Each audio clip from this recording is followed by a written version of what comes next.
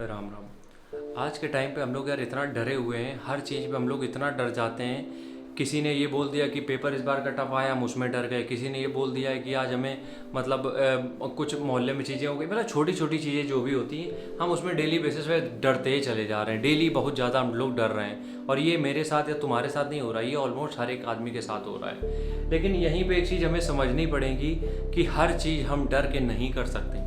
कुछ चीज़ों में हमने तुमसे कहा था कि ज़्यादा बाहुबली बनने की ज़रूरत नहीं है, लेकिन इसमें हम तुम्हें एक चीज़ समझाएंगे कि हर काम जो भी तुम कर रहे हो वो डर के नहीं हो सकते हैं। सब काम की तो बात हम नहीं करेंगे, लेकिन कुछ ऐसे काम हैं जो डर के साथ नहीं हो पाएंगे। यहाँ तक कि हम कहें 90% चीज़ों में तुम अगर डर के कर रहे हो तो वो चीज़ें शायद तुम्हें ना मिल पाएँ, क्योंकि डर हमारे ऊपर हावी होता है, और जब डर हावी होता है तो हमें चीज़ें समझ में नहीं आती हैं। देखो कैसे हम समझाते हैं।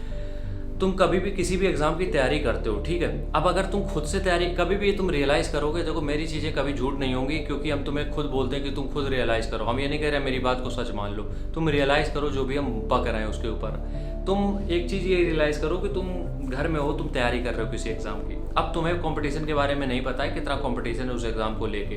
तुम्हारा मेन फोकस सिर्फ इस चीज़ पे है कि मॉक टेस्ट में यार अच्छे नंबर आने लगे, ताकि हम फाइनल एग्जाम में अच्छा काम कर पाएँ। ये तुम इस पे फोकस कर रहे हो, और यकीन मानो तुम एकदम सही ट्रैक पे जा रहे हो, बहुत सही ट्रैक पे जा रहे हो। तुम्हें पता है कि अगले 3 महीने में तुम बेहतरीन मॉक टेस्ट में नंबर ग्रैब करने लगोगे। वहीं एक दिन तुम सोचते हो कि मुखर्जी नगर जाके देखें, आखिरकार चर्चा बहुत है वहाँ की, क्या हालचाल है वहाँ पे, क्या चल रहा है सीन।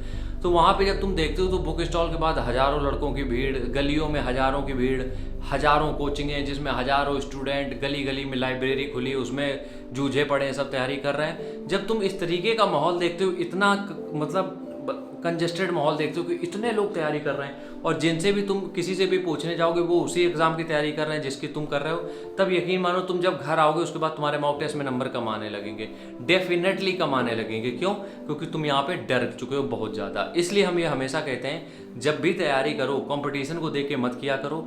तैयारी बस इसलिए किया करो ताकि तुम्हारे मॉक टेस्ट में कैसे भी नंबर इंप्रूव हो पाए, ठीक है। तुम तैयारी बस इसलिए किया करो, जितने भी तुम प्रैक्टिस सेट लगा रहे हो उसमें तुम इंप्रूव कर पाओ। तैयारी इस बेसिस पे मत किया करो कि भीड़ कितनी है, क्योंकि भीड़ जितनी भी है वो सिर्फ भीड़ है, उसमें कुछ है नहीं दम। लेकिन जब तुम खुद से तैयारी करते हो तो तुम मेहनत भी ज़्यादा करने लग जाते हो यार, क्योंकि तुम्हें बाहर के बारे में पता ही नहीं दुनिया में चल क्या रहा है। तुम सिर्फ अपने काम पे काम रख रहे हो, और जब तुम अपने काम से काम रखते हो तो यकीन मानो तुम अपनी मेहनत कितनी ले जाते हो तुम्हें भी नहीं पता है। आज तुम हो सकता है 10 घंटे पढ़ लेते हो, लेकिन तुम बाहर गए, किसी ने बता दिया कि यार हम तो 5 घंटे ही पढ़ते हैं, इतने में काम हो जाता है, तो तुम घर आके तुमने भी उतना टाइम शुरू कर दिया। मेरे कहने का मतलब बस ये है कि किसी भी चीज़ का डर हो अगर, तो तैयारी मत करो। बहुत ज़्यादा अगर किसी चीज़ का डर बार बार हो रहा है, तैयारी मत करो। नहीं अगर बिलीव होता है तो अगर तुमने अभी तक तैयारी नहीं करी, एक बार करके देखना, और बाहर मत जाना, ना यूट्यूब खोलना। बस तुम अपनी तैयारी करना, जो भी तुम्हारे रिसोर्सेज हैं, किताबें या जो भी टीचर हैं, बस उसके अलावा तुम किसी से मिलना जुलना कुछ मत करना। तुम देखोगे अपने आप तुम्हारी 6 महीने में बेहतरीन तैयारी हो जाएगी। वहीं अगर तुम पहले ही दिन बाहर जाके पता करने लगे और भीड़ में देखने लगे, तुम इतना डिमोटिवेट हो जाओगे कि तुम्हारा पढ़ाई में तक मन नहीं लगेगा। इसलिए डर अच्छा है, लेकिन स्प्रिंग के तरीके डर होना चाहिए कि स्प्रिंग को आप जितना प्रेस करोगे वो उतना ऊपर जाती है, लेकिन एक बार ज़्यादा प्रेशर डाल दोगे वो एकदम चिपक जाएगी, उठेगी ही नहीं। बस प्रेशर कितना डालना है ये सीखो। राम राम, जय हिंद।